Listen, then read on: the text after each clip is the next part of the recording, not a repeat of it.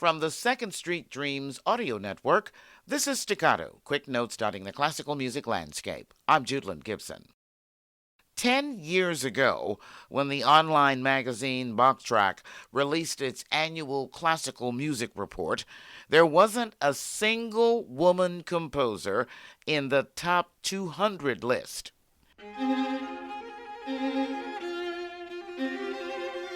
In 2022, almost half of the world's top 20 contemporary classical composers were women. British composer Erilyn Wallen is on the list. You're listening to her piece, 5 Postcards.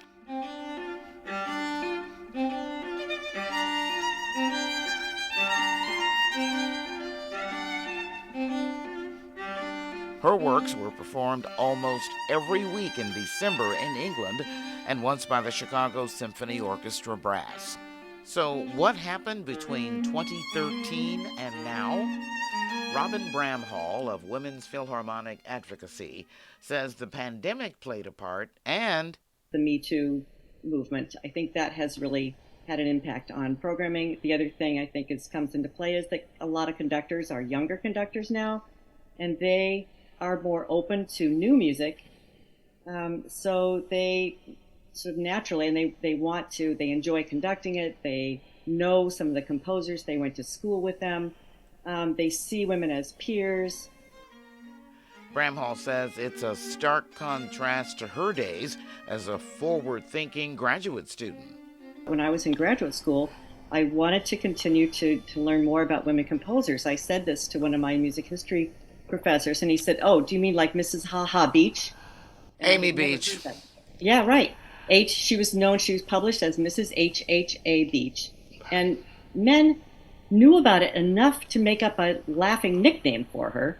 So that tells me that it wasn't a lack of knowledge. He knew about Amy Beach. He probably hadn't ever looked at her music. He just knew enough to laugh at the thought of someone studying women composers. Another category on Bachtrack's 2022 list, women as 9 of the top 20 most performed living composers, like Missy Mazzoli.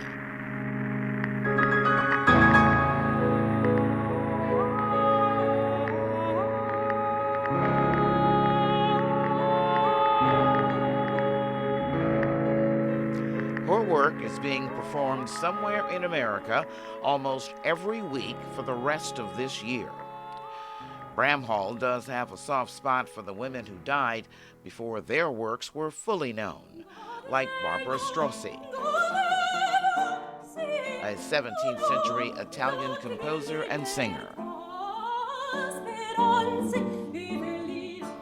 Finally, there's a new record label out of France called La Boîte et Pépite, or the Jewel Box.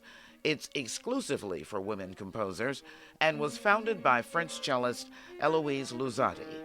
She says she was prompted to set up the label after realizing she'd spent her entire 30-year career playing music by men. Links are on the Staccato page at secondstreetdreams.com. That's Staccato. I'm Judeland Gibson on the Second Street Dreams audio network on secondstreetdreams.com.